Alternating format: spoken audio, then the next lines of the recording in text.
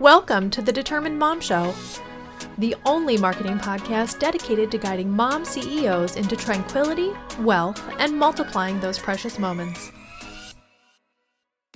Welcome to this episode of the Determined Mom Show. I have the wonderful Lauren Guest with me, and she is a financial unity coach. And today we're going to be talking about 3 things that you can do today to create financial unity in your marriage. So welcome, Lauren. Yes, thank you. I'm glad to be here. Yeah, I'm very glad to have you here. And I was really excited in our pre-call about what we were talking about, women and how women primarily, are in charge of the finances, and that creates a whole nother layer of stress. And in this audience, we have moms who are wives, who are business owners, who are like the household people. So we do all of the things in this audience. So definitely excited to have you here to talk about this. Yes. And it's exhausting to try to do all those things on your own. Yeah. I feel you. I'm that person. Yeah, I'm that person too. So yes. So my husband is supportive about listening and learning and, helping in any way that he can. But I still feel that responsibility, and I'm not sure if you do too, but yeah, it's just still there. It's hard to let go of those things. That's most of the time when I talk to women who are stressed out in their finances, it's because that exact reason. They're trying to you at least have him where he's supportive and will listen. And then there's some that are a step behind you that are like, come on, dude. And they're trying to pull them into it. And you're exhausted trying to just get them to get to the right page, not even actually getting anywhere. You're just exhausted trying to pull them in. So you are one step ahead of some people, which that's good. Which is interesting and good. And everybody's on different tracks basically in this process. So yep. Yes, I know it can be so hard in my story. I won't go into the whole thing just because if you want to know more, you can always get with me and we can talk more about it. But I was in a season where financial unity was the last thing that was there. And the funny thing is, a lot of times people think more money is going to decrease that stress, but that is totally not true. The most stressful time that I've been at in my marital finances was when we were making the best money. We just didn't know how to handle it. We didn't know how to get together. We didn't know how to talk about it. And that point in time, now we're in a different phase of our lives where we're both self-employed now. And so that adds a different layer, but we're not bringing in as much money, and we have, I'm going to say no financial stress. That's awesome. Because of getting on the same page, quote unquote, everybody, I feel like that's an overused statement, but we're going to use it for the sake of simplicity here. So so when you're married, you basically have a built-in partner if you know how to properly take advantage of the blessing, right? Yeah. And it sounds like you and your husband, okay, we realize this is a blessing here. Now what do we do with it? Right. Yeah. Yep. So you ready to go into those 3 steps? Yeah, I'm ready. I can't wait. And then hopefully we'll be even more on the same page than we were before this podcast. That would be awesome. Yeah. So the first thing that people can do today, that's the thing. All of these things are things you can do today. And so that's what makes these nice. You can get that quick win. The first thing is, and it's none of these really, you'll see what I'm saying. So the first thing is to take care of your mental, emotional, and spiritual health. I know that seems a little crazy to be adding in here, but the way I like to explain it is, if all of you are moms, or most of your moms listening to this, surely you've watched Frozen at some point in time. I'm a boy mom and I've seen Frozen. So I may just because I'm a Disney geek, but what I like to use is as an explanation is when you think about Elsa, whenever it feels like she's under attack, she feels like things are coming at her and she starts throwing ice, right? Mm-hmm. Well, then nobody wants to be around her.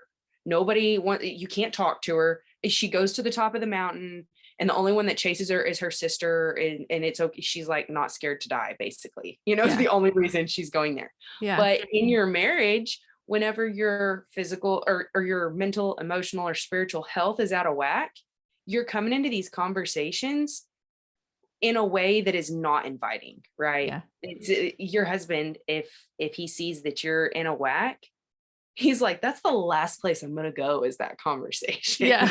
He doesn't want to get iced out, right? Exactly. And that's what I use as an example. You don't want your heart to get struck by ice, right? So Yeah. you're not going there. Yeah. And so for us, that was the first step.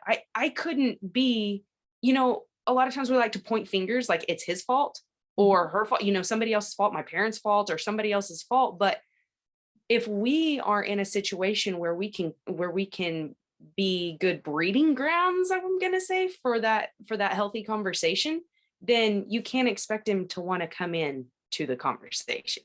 Right.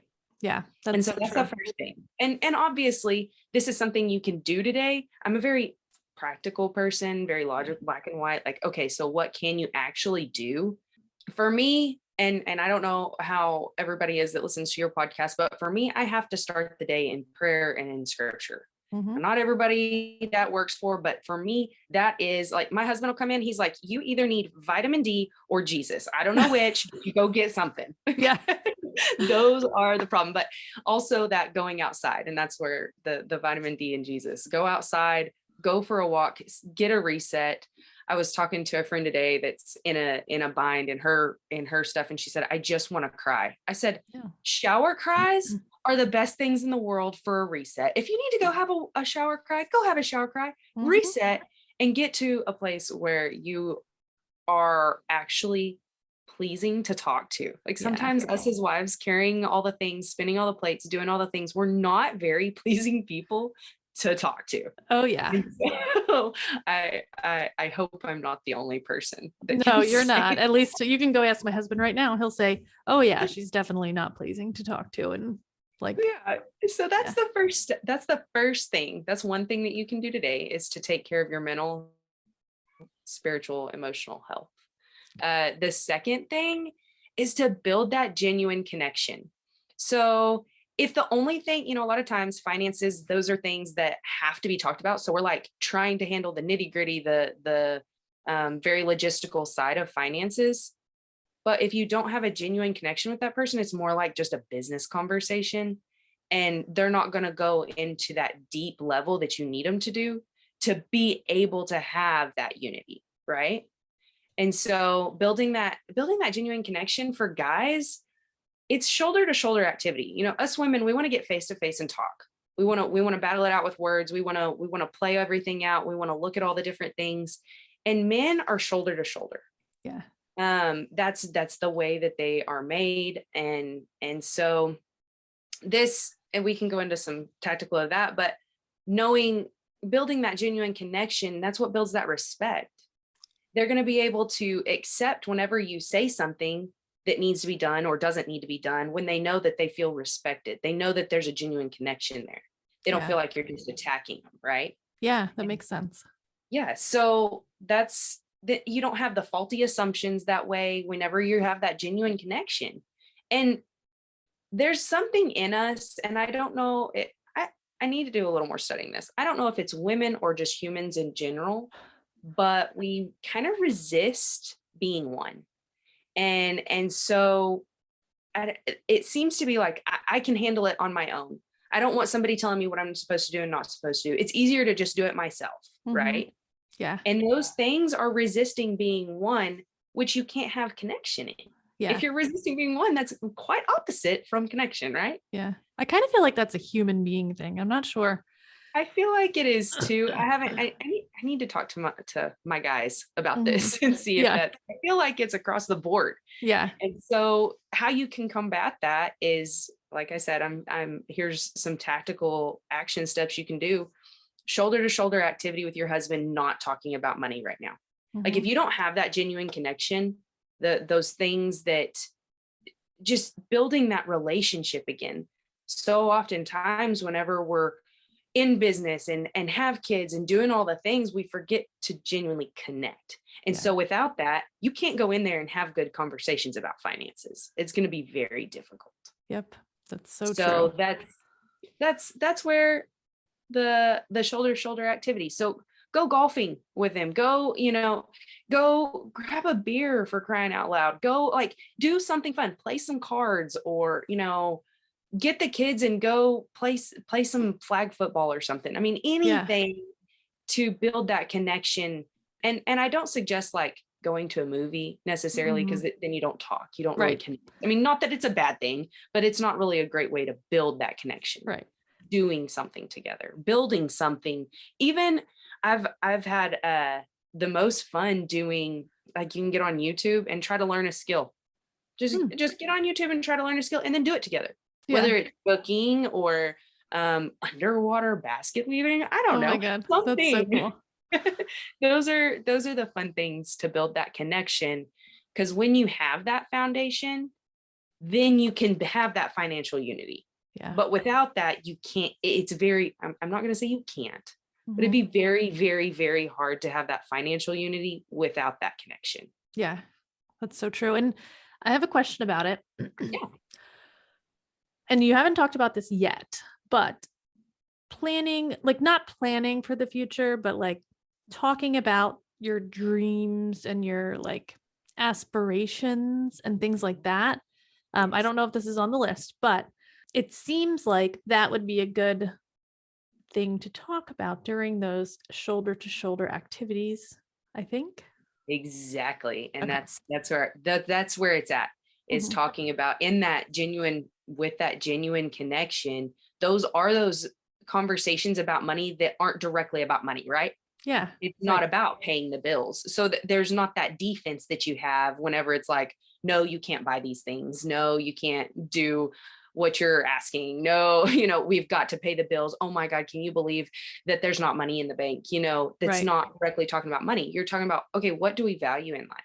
Mm-hmm. What are our goals? How do we set things up to be able to reach those goals? Right. And it's fun to dream that way. For whatever reason, we get in adulthood, when we graduate to adulthood, you stop that dreaming. You Yeah. start falling into the ruts of the daily things. And especially when you're married and have kids and in a busy season of life, you forget to do those dreams together to talk Yeah. about. Ooh, Yeah. that's so true. So true. I don't know how long you've been married, but I'm going on 13. Well, no, we're going on 14 years now. And it's, I think our marriage is better now than it's ever been. But there was that 7-year slump in there somewhere in the middle and all of that stuff. So I definitely know that it can get better as it goes on. So, which is awesome. That is encouragement. We are approaching 7 years, and everybody talks about the 7-year slump. I'm like, no, it's not coming. It's not Yeah. happening. Yeah. And I didn't even realize, I didn't think it was a slump at the time because I wasn't sure that it would get any better. You know what I mean? Like you don't think it's a slump, but I then think when it it's gets like even new better, reality. you're like, oh yeah, that probably was. Yeah. So it's interesting. That is interesting how that works. And that's, I think, even at 14 years, even at, and that's what I try to explain to people. Even when you've been married for 50 years, there's still dreams to be had. Yep. I mean, I know marriages that have been together for 50 years that has become stagnant because they don't dream. They think it's done. They think Mhm. it's over. And I'm like, no, like you can still have dreams. It doesn't have to be quite as extravagant, or it can be. It doesn't matter. It's going to look different for everyone. Yeah. And we have more dreams and hopes and aspirations as a couple now than I think we ever did as individuals. And I think we ever did just knowing who we are now as people, because we're like older, like we're both in our 40s. So I'm in my early 40s and he's in his late 40s. So it's like you actually know who you are as a person and your abilities and your, things that you're not good at, things that you are good at, and you just play to those in your dreams too. So I think that's Well, a I huge like to thing. hear that. And do you think that that was a natural progression, or have y'all really worked on trying to be better as individuals to be that way? We have definitely done a lot of work, both of us, for sure. Yeah. We've got a lot of the family issues to work through and all that fun baggage that comes with being, I don't know, alive. So, No one's immune. yeah, exactly. So being born, when you're born, then you have all these family members and, all that stuff. So we both have all that stuff that we've had to work through and also personal stuff. So yeah, it's definitely been work.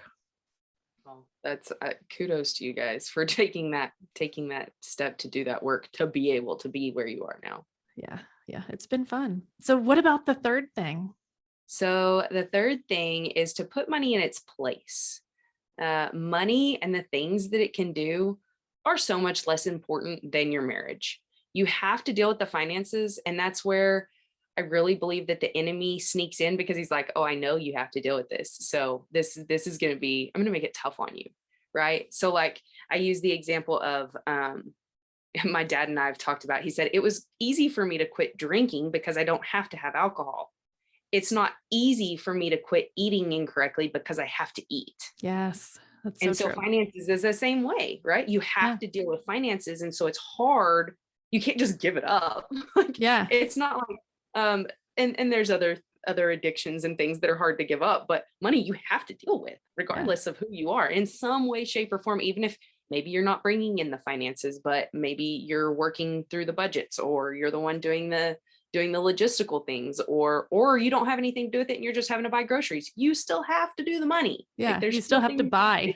yeah, exactly. Exactly. You still have to deal with it. And so you have to put it in its place.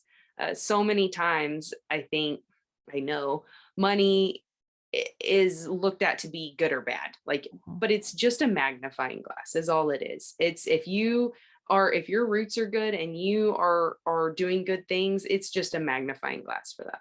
Yes. And if you, on the other end, if you're not a good person and you're not doing good things, it's just a magnifying glass for that. But putting the money in its place, and that brings unity because you're not battling about it anymore.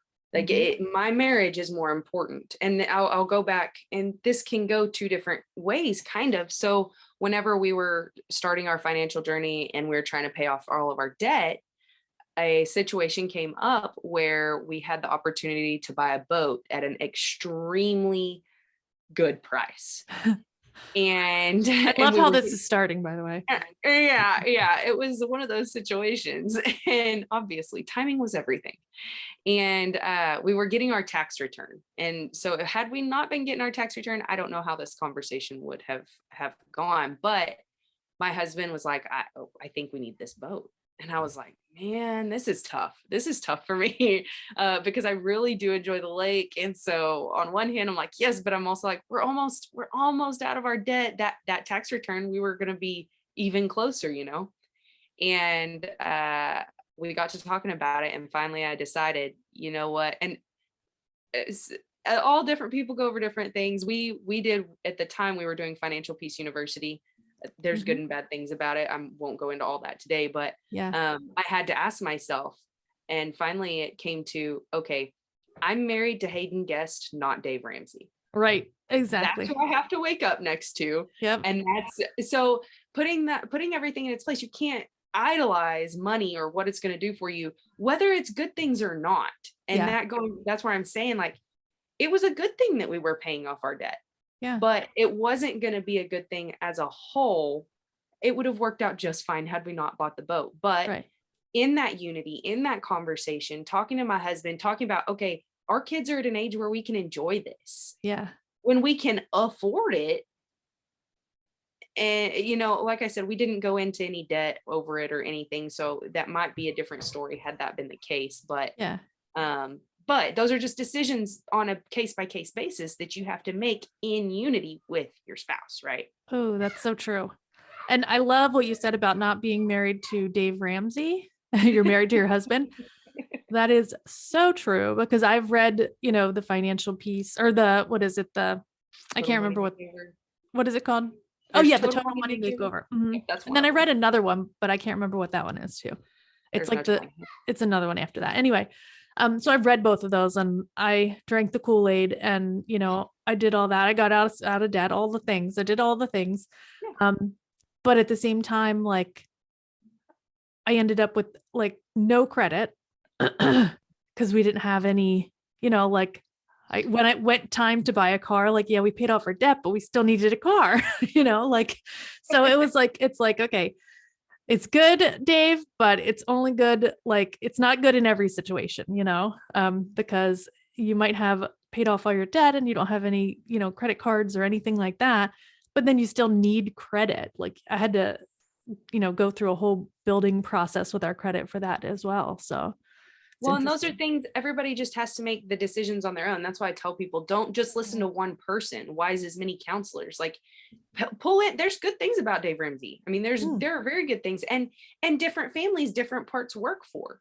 Yes. And so that's for us, because our credit is tanking at the moment because the only thing we have left is our mortgage. Right. And so, but for our particular situation, that's not a concern of ours. And so there's just different ways to do things. And so pull in advice and different things, like even just listening to this podcast, like you're adding to your bank of knowledge to be able to create a plan individualized for you. Yes. Following one specific person, one for specific influencer, one specific plan. While for some people that will work, it doesn't work for everybody. And I think what happens is so many people are like, oh, that plan didn't work for me, so I'm not doing anything. Right. Like I'm not going to have any focus at all just because that particular one didn't work. And I want to speak to that and say, don't just throw up your hands when one particular thing doesn't work. Right. Yep. And pull in those different things. So obviously, in all these things we're talking about, you can't force another human being to be in unity with you, right? Like you can't strong arm them into a place where they don't want to be, but we can be as wives, we are the tone setters of the home. And for some people it's like, oh, seriously, you're going to add another plate to all these I'm spinning. I have to be the tone setter. Like, I'm already the maid and the bookkeeper and the, all these things. And now I have to be the tone setter too. But the thing is, when you go through these steps, it's not hard to be the tone setter. Yeah. And if we can get to a place where we are inviting them in, not only our spouses, but our kids too, inviting them into those conversations, be a person that they can come talk to. That's, I don't know if you've ever read Cultivating by, I think it's John and Stacey Eldridge. I don't think so. It's really good. It's just talking about how to be an inviting, like how to be a woman who is captivating, who is bringing in the people rather than trying to handle things on your own or strong arm things. So that's a really good book. But I have one more bonus thing. Oh, okay. Yeah, that's awesome. Bonuses are always great. There's just a bonus. Just throw this one in there. Cultivate your surroundings. So you become who you surround yourself with. And if you're surrounded by women who are bad mouthing their husbands, if you're surrounded by women who are just complaining or gossiping, change your surroundings. Though that is the biggest unity breaker I've ever seen in a marriage, is being surrounded by people who aren't for you, for your marriage, for your success. They think it's a competition. Those kind of people are toxic. Get them out. Yeah. You don't have to let them into your life. So if you don't have that, or if you'd like added support to that, I have a group of women. It's called Wives of Worth. And I would be happy to give you, if you just want to text me, that's the easiest way to do it. I found for women, 806-683-2863. And I can get you the link for that. But regardless, I don't care if it's there or somewhere else. So surrounding yourself with women who are wanting to link arms and pursue unity, that's the best thing that I've ever seen for unity in your marriage. I agree 100%. And it's funny that you say that, because that, I think, has contributed significantly to the unity between my husband and I, is removing certain people from our lives that have that attitude and that have that perspective, and limiting their access to us. If they're family members, you can't sometimes just cut them off, but just limiting the access that they have to us and our children, it has been really, really helpful. Those boundaries are priceless. So and like you said, family, you can't completely omit, but you can put those boundaries in that are good for everyone. And friends, I mean, and it's hard to say bye to bad friends, but hey, they're not serving you or your family, and you're not doing them any justice staying there. So yep, that's so true. I love that. I love the bonus one. The bonus one was like the best one of all of them. Not that they weren't all good, but I love the bonus one. So great. I'm glad. Awesome. So Lauren, where is the best place for people to find you or get in contact with you? Just Lauren Guest. I'm on Facebook and Instagram. That's the best place to find me right now. Okay. Awesome. That's awesome. So I thank you so much for being here, and I look forward to working with you in the future on different things, because I feel like we have some things that we could talk about and do some things with. So I'm excited about that. Yeah. I am too. We'll talk again soon. All right. Thank you. Thank you for listening to the Determined Mom Show. We appreciate you. And we would love for you to leave us a review on Apple Podcasts. This will help us reach as many other moms as we can. Don't forget to download your 10 things you should be doing to get more clients from Google Search Guide at rebrand.ly/Google10.